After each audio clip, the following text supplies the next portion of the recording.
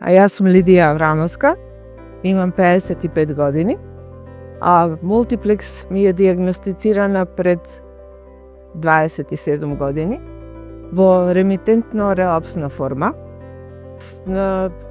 Почнав да подигам терапија од клиника веќе повеќе од една деценија и ние што живееме во внатрешноста, а предизвиците се во тој дел околу патувањата, околу деновите што треба да се земат за да се појде до клиника. Значи, терапијата ја подигаме еднаш месечно. Значи, 12 месеци, 12 дена, ние треба да ги испланираме, да ги земеме како слободни денови, за да одиме до клиника и да ја подигнеме терапијата.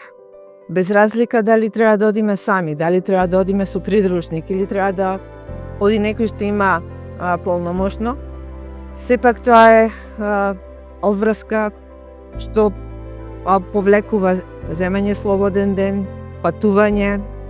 Значи, секој одење до Скопје за подигање на терапија, покрај тоа што е барање на слободни денови, замор за пациентот представува и голем трошок. Во најмала рака, секој одење за подигање на терапија е трошок од најмалку 3000 денари.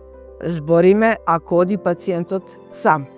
А ако има потреба, покрај пациентот да оди и уште еден член, па сега рачунете дека сето тоа се дуплира.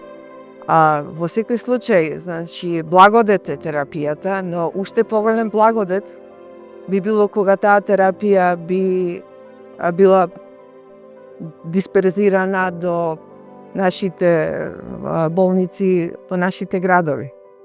Не е лесно да се патува на плюс 40 степени, значи не е само денот кога ние патуваме тој замор. Тој замор после тој ден се провлекува уште неколку дена, а ние треба веќе наредниот ден да се вратиме во тие наши секојдневни нормални активности. Така да, еден апел од нас, пациентите кои сме надвор од Скопје, да се размисли, да ни се овозможи терапијата да може да стигне до нас, а не ние до Скопје, до клиника кај што треба